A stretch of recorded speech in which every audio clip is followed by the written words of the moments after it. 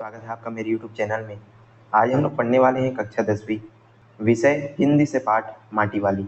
इसको लिखे हैं विद्यासागर नौटियाल जी। तो चलिए पढ़ना शुरू करते हैं, वीडियो शुरू करते हैं। चैनल को सब्सक्राइब कीजिएगा, अपने दोस्तों के साथ जरूर इसको शेयर कीजिएगा। सबसे पहले जीवन परिचय पढ़ लेते हैं विद्यासागर जी का। जाने माने साहित्यकार विद्यासागर नौटियाल का जन्म 20 सितंबर 1933 में टिहरी के माली देवल गांव में हुआ था। इनका जन्म हुआ था 20 सितंबर 1933 में। परीक्षाओं में भी अक्सर पूछे जा सकते हैं, तो आपको याद रखना है। माली देवल नामक गांव में इनका जन्म हुआ था। 13 साल की उम्र में शहीद नागेंद्र सकलानी से प्रभावित होकर सामंतवाद विरोध प्रजामंडल से जुड़ गए। रियासत ने उन्हें टिहरी से आज़ाद होने तक जेल में रखा। वे वन आंदोलन, चिपको आंदोलन के साथ ही पहली कविता भैंस का कट्या 1954 में इलाहाबाद में प्रकाशित होने वाली साहित्य पत्रिका कल्पना में प्रकाशित हुई। इनकी पहली जो कविता है भैंस की का कट्या, ये जो है 1954 में प्रकाशित किया गया था। उन्होंने उपन्यासों, कहानियों के साथ मोहन गाता जाएगा जैसे आत्मकथा भी लिखा है। अब तक उनके 6 उपन्यास और 3 कहानी संग्रह प्रकाशित हुए हैं। इनके जो है कितने 6 उपन्यास और 3 कहानी संग्रह प्रकाशित हुए हैं। यमुना के बागी बेटे शीर्षक से आया उनका उपन्यास एक नए विषय के साथ गंभीर प्रयोग है। तो ये रहा विद्यासागर नौटियाल जी का छोटा सा जीवन परिचय। चलिए पाठ की तरफ आगे बढ़ते हैं। बहुत ही आसानी से इस पाठ को समझने वाले हैं और वीडियो में आपको अंत तक बने रहना है, ताकि पूरा जो पाठ है बहुत ही आसानी से और सरल तरीके से आपको समझ में आ जाएगा। चलिए पढ़ते हैं। शहर के सेमल का तप्पड़ मोहल्ले की ओर बने आखिरी घर की खोली में पहुंचकर उसने दोनों हाथों की मदद से अपने सिर पर धरा बोझा नीचे उतारा। मिट्टी से भरा एक कंटर माटी वाली। एक शहर है और वहीं पास एक मोहल्ला।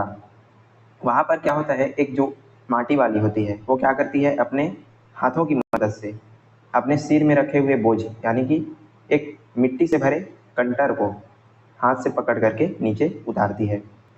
टिहरी शहर में ऐसा कोई घर नहीं होगा जिसे वह न जानती हो और जहां उसे न जानते हो। घर के कुल निवासी बरसों से वहां रहते आ रहे किराएदार, उनके बच्चे तक। ये जो माटी वाली है उसको सब लोग जो है पहचानते हैं। पूरे शहर के व्यक्ति लोग उसको पहचानते हैं। साथ ही साथ जो माटी वाली भी है वो सारे घरों को जो है पहचानती है।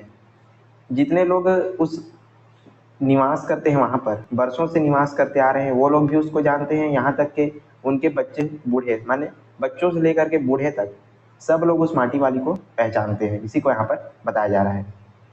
घर घर में लाल मिट्टी देते रहने के उस काम को करने वाली वह अकेली है, उसका कोई प्रतिद्वंदी नहीं।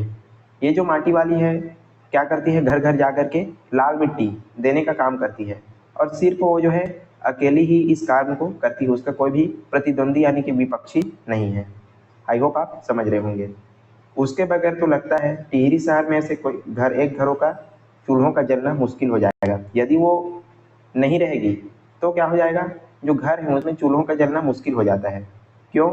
वह न रहे तो लोगों के सामने रसोई और भोजन कर लेने के बाद अपने चूल्हे चौकों की लिपाई करने की समस्या पैदा हो जाएगी। ये माटी वाली क्या करती है, घर घर जा करके लाल मिट्टी देती है, जिससे जो है चूल्हों की लिपाई का काम किया जाता है। तो यहाँ पर यह बताया जा रहा है जब वो जो नहीं रहेगी ना तो क्या हो जाएगा, चूल्हे चौके की लिपाई जो है कैसे किया जाएगा, ये जो है एक समस्या पैदा हो जाएगा। भोजन जुटाने और खाने की तरह रोज की एक समस्या। घर में साफ लाल मिट्टी तो हर एक हालत में मौजूद रहनी चाहिए। सबके घरों में जो है क्या होता है, ये जो है लाल मिट्टी देती है साफ सुथरा और बहुत ही अच्छा तरीके से। अब क्या होता है, चूल्हे चौकों को लीपने के अलावा साल 2 साल में मकान के कमरे दीवारों की गोबरी लिपाई करने के लिए लाल मिट्टी की जरूरत पड़ती रहती है। ये जो लाल मिट्टी है उसका जरूरत तो चूल्हों को लीपने के लिए किया जाता है।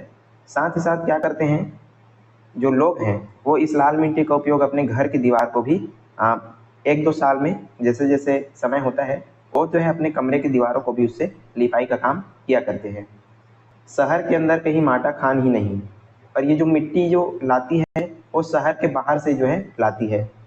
भागीरथी और भिलंगना, 2 नदियों के तटों पर बसे हुए शहर की मिट्टी इस कदर रेतीली है कि उससे चूल्हों की लिपाई का काम नहीं किया जा सकता।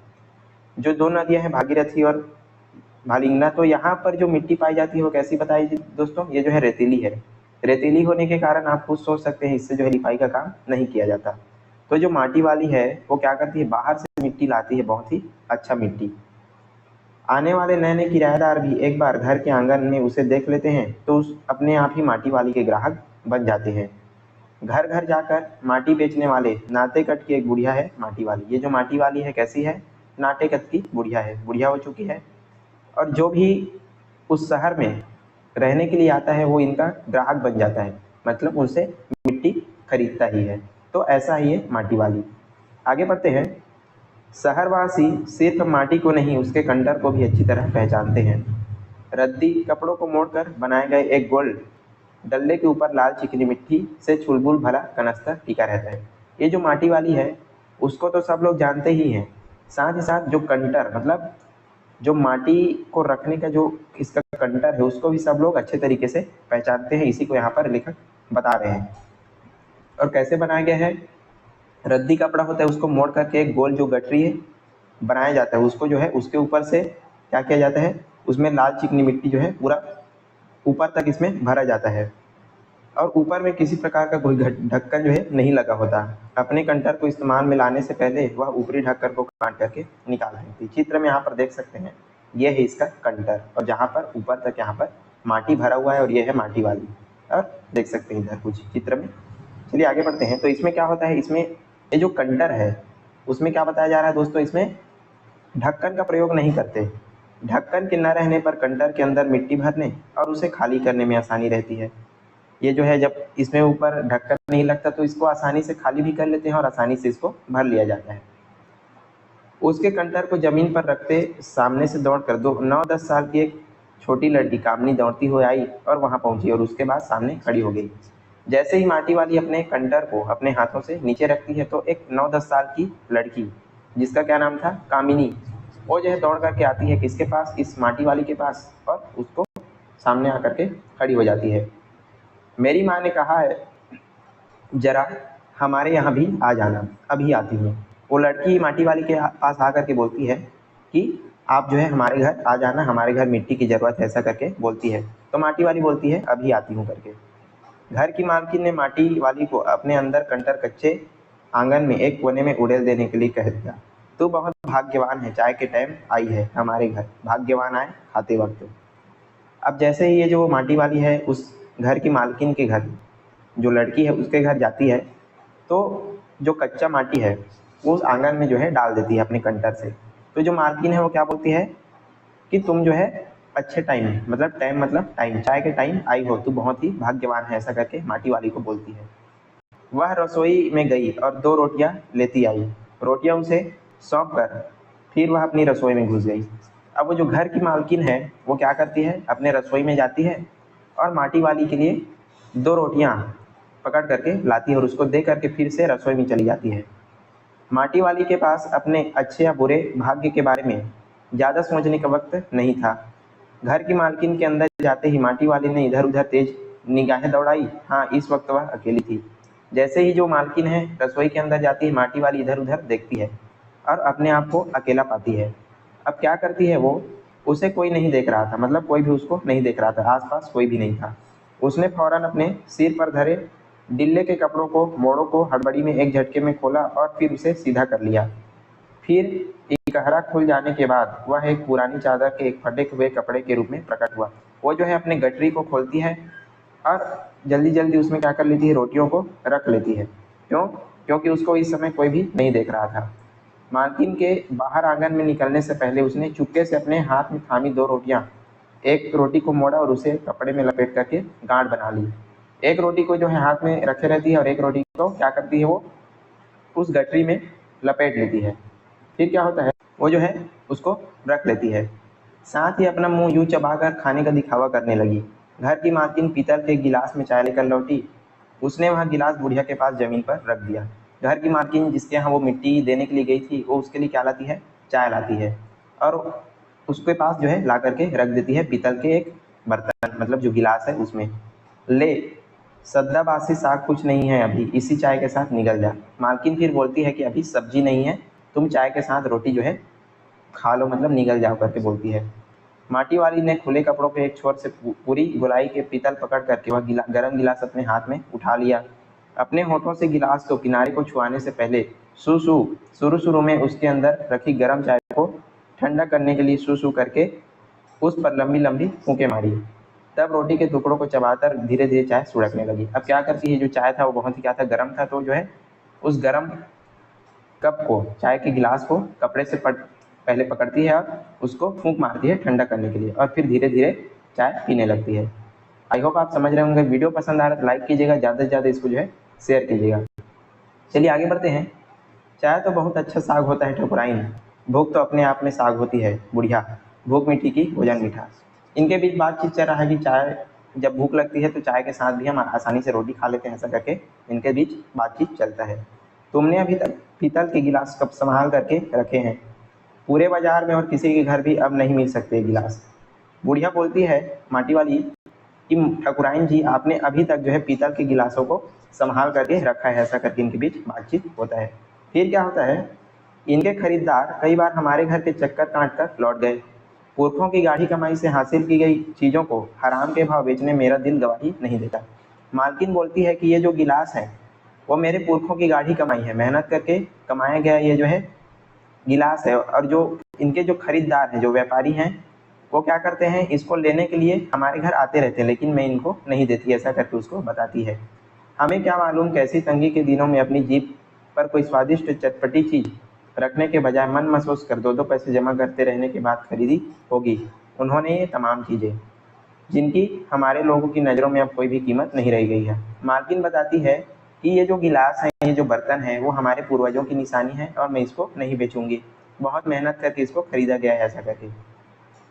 बाजार में जाकर पीतल के भाव पूछो, दाम सुनकर दिमाग चकराने लगता है, और ये व्यापारी हमारे घरों से हराम के भाव इकट्ठा कर ले जाते हैं। तमाम बर्तन भाड़े, कांसे के बर्तन भी गायब हो गए हैं सब घरों से।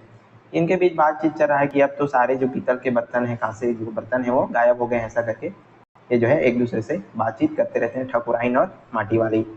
फिर क्या होता है, अब क्या होता है, इतनी लंबी बात नहीं सोचते बाकी लोग। अब जिस घर में जाओ वहाँ तो स्टील के भाड़े दिखाई देते हैं या फिर कांच और चीनी मिट्टी के। अब यहाँ पर ये बोलते हैं कि जब अब तो सबके घरों में क्या हो गया है, स्टील और कांच चीनी मिट्टी के बर्तन हो गए हैं। अपनी चीज़ का मोह बहुत बुरा होता है। मैं तो सोचकर पागल हो जाती हूँ कि अब इस उम्र में इस शहर को छोड़ कर के हम कहाँ जाएं। वहाँ पर क्या बन रहा था, बांध बनाने का काम जो है किया जा रहा था, तो सब लोग को जो है शहर छोड़ करके जाना पड़ रहा था, तो ये सब बात हो रहा था इनके बीच। ठकुराइन जी, जो ज़मीन जायदाद के मालिक है वो तो कहीं ना कहीं ठिकाने पर ही जाएंगे, पर मैं सोचती हूँ मेरा क्या होगा, मेरी तरफ देखने वाला तो कोई नहीं। माटी वाली बोलती है सब लोग तो चले जाएंगे, लेकिन मेरा क्या होगा, मेरी तरफ कोई भी देखने वाला नहीं है, ऐसा करके। चाय खत्म कर माटी वाली ने एक हाथ अपना कपड़ा उठाया, दूसरे हाथ में खाली कंटर, और खोली से बाहर निकल करके सामने घर में चली गई। अब जैसे ही चाय खत्म होता है, ये जो माटी वाली है क्या करती है, अपना जो कंटर है खाली और अपना कपड़ा उठा करके सामने के घर में चली जाती है। उस घर में भी कल हर हालात में मिट्टी ले आने का आदेश के साथ उसे 2 रोटियां मिल गई। सामने वाले के घर में भी उसको मिट्टी का ऑर्डर मिल जाता है कि कल आप जो है मिट्टी ला लेना हमारे घर के लिए करके, और साथ ही साथ 2 रोटी भी वहाँ उसको मिल जाता है। क्या होता है, उन्हें भी उसने अपने कपड़ों के एक छोर में बांध लिया। लोग जाने तो जाने, वह रोटियां अपने बूढ़े के लिए ले जा रही थी। ये जो रोटियां हैं वो किसके लिए ले जा रही थी, अपने बूढ़े मतलब उसके पति के लिए, और उस रोटियों को भी वो अपने बांध लेती है गठरी में। उसके घर पहुंचती ही अशक्त बूढ़ा कातर नजरों से उसकी ओर देखने लगता है। वह घर में रसोई बनाने का इंतजार करने लगता है। आज वह घर पहुंचते ही 3 रोटियां अपने बूढ़े के हवाले कर देगी। रोटियों का चेहरा देखते हुए उसका बूढ़ा मतलब उसका चेहरा खिल उठता है। ये जो रोटियां हैं अपने पति के लिए ले जाती है। साथ ही ऐसा ही बोल देगी साग तो कुछ नहीं है अभी, और तब वो सुनाई जवाब देगा भूख मिट्टी की भोजन मीठा। और क्या करती है, ये जो है रोटियों को ले जा करके अपने पति के पास दे देती है। उनका गांव शहर के इतने पास भी नहीं है, कितना ही तेज चलो फिर भी घर पहुंचते 1 घंटा तो लग ही जाता है।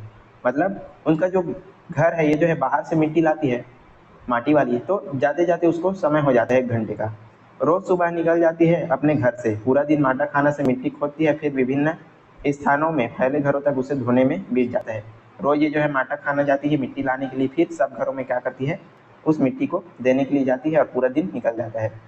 घर पहुंचने से पहले रात घिरने लगती है। उसके पास अपना कोई खेत नहीं, जमीन का एक टुकड़ा नहीं, झोपड़ी जिसमें वह गुजारा करती है वह गांव के ठाकुर की जमीन पर खड़ी है।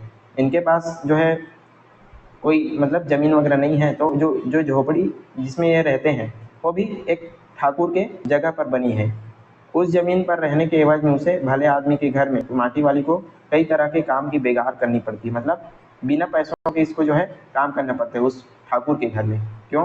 क्योंकि जो झोपड़ी है वो ठाकुर की जमीन पर बनी हुई, तो वहाँ पर उसको काम करना पड़ता है। नहीं, आज वह एक गठरी में बदल गए बुढ़ों को कोरी रोटियां नहीं देगी। माटी बेचने से हुई आमदनी से उसने एक पाव प्याज खरीद लिया। अब वो जो माटी वाली है घर जा रही है तो वो क्या कर लेती है, एक पाव प्याज खरीद लेती है। प्याज को कूट कर वह जल्दी जल्दी तल लेगी, बुढ़े को पहले रोटियां दिखाएगी ही नहीं। सब्जी तैयार होते ही परोस देगी, उसके सामने 2 रोटियां। अब ये जो है प्याज की सब्जी बनाने के लिए प्याज खरीद लेती है और वही सोचते सोचते अपने घर जा रही है। अब वो 2 रोटियां भी नहीं खा सकता, एक ही रोटी खा पाएगा। हद से हद तक डेढ़, मतलब इसका जो पति है बीमार है तो ज़्यादा रोटियां उसको पचता नहीं है। अब उससे ज़्यादा नहीं पचता, बाकी बची 1.5 रोटियां माटी वाली अपना काम चला लेगी। एक रोटी तो पहले ही पेट में जमा हो चुकी है। मन में ये सब सोचते हिसाब लगाती हुई अपने घर पहुंच गई। ये सारी बातें सोचते सोचते वो कहाँ चली जाती है, अपने घर चली जाती है। उसके बुढ़े को अब रोटी की कोई ज़रूरत नहीं रह गई थी। माटी वाली के पाँवों की आहट सुनकर हमेशा की तरह वह चौंका नहीं। उसने अपनी नज़रें नहीं झुकाई और नहीं घुमाई। घबराई हुई माटी वाली ने उसे छू कर देखा, वह अपनी माटी को छोड़ करके जा चुका था। जैसे ही ये जो माटी वाली अपने घर पहुंचती है तो क्या होता है, देखती है अपने पति को कि उसका जो पति है वो क्या हो गया था, उनका स्वर्गवास हो गया था, उसकी मृत्यु हो गई थी। तो इसी को यहाँ पर बताया जा रहा है। फिर क्या होता है, टिहरी बांध पुनर्वास के साहब ने उससे पूछा कि वह कहाँ रहती है। अब यहाँ पर बांध बनने का निर्माण किया जा रहा था, तो जो साहब थे वो माटी वाले से पूछती है, माटी वाले से, कि तुम कहाँ रहती हो, ऐसा करके तुम तहसील में अपना घर का प्रमाण पत्र ले आना। और जो साहब है वो माटी वाली को बोलती है कि तुम जो है तहसील ऑफिस में अपना जो घर है उसका प्रमाण पत्र ले आना, ऐसा करके। मेरी ज़िंदगी तो इसी शहर के तमाम घरों में माटी देते हुए गुजर गई साहब। माटी वाली बोलती है मेरी ज़िंदगी तो माटी देते देते इसी शहर में जो है बीत गई, ऐसा करके। माटी कहाँ से लाती हो? माटा खान से लाती हूँ माटी। साहब और जो माटी वाली है इसके बीच क्या हो रहा है, वार्तालाप हो रहा है। तो माटी कहाँ से लाती हो करके पूछती है, तो माटा खान से। वह माटा खान चढ़ी है तेरे नाम, अगर है तो हम तेरा नाम लिख देते हैं। माटा खान तो मेरी रोजी है साहब। तो इनके बीच बातचीत हो रहा है कि माटा खान तुम्हारे नाम है क्या, ऐसा करके। तो बुढ़िया हमें ज़मीन का कागज़ चाहिए, रोजी का नहीं। बांध बनने के बाद मैं क्या खाऊंगी साहब, इस बात का फैसला तो हम नहीं कर सकते, वह बात तो तुझे खुद तय करनी पड़ेगी। तो इनके बीच बातचीत हो रहा है और बोल रहे हैं कि जब कागज़ वगैरह होगा तो उसको तुम कहाँ पर तहसील में ला लेना, हम तुम्हारा नाम चढ़ा देंगे, ऐसा करके इनके बीच बात हो रहा है। फिर क्या होता है, टिहरी बांध की 2 सुरंग को बंद कर दिया गया, शहर में पानी भरने लगा है। अब बांध बनना जो है, इनका जो सुरंग है उसको बंद कर दिया गया है, जिससे पूरा शहर में क्या हो रहा है, पानी भर रहा है और शहर में आपाधापी मच गई है। शहरवासी अपने घरों को छोड़कर वहाँ से भागने लगे। पानी भर जाने से सबसे जो पुल है शमशान घाट में डूब गए हैं, मतलब पूरा जो शहर है उसमें पानी भर गया है। माटी वाली अपनी झोपड़ी के बाहर बैठी गांव के हर एक आने जाने वालों से एक ही बात कहती जा रही है, गरीब आदमी का शमशान नहीं उजड़ना चाहिए। वो जो है बाहर बैठी और बोल रही है कि गरीब आदमी का शमशान जो है नहीं उजड़ना चाहिए, मतलब ये जो बांध वगैरह बना रहा है वो नहीं होना चाहिए, ऐसा करके। और सब लोग जो है पानी के डर से गांव को छोड़ करके जा रहे हैं। तो ये था दोस्तों आज का हमारा पाठ माटी वाली, और बहुत ही आसान और बहुत सरल शब्दों में हमने इसका पूरा पाठ पढ़ लिया।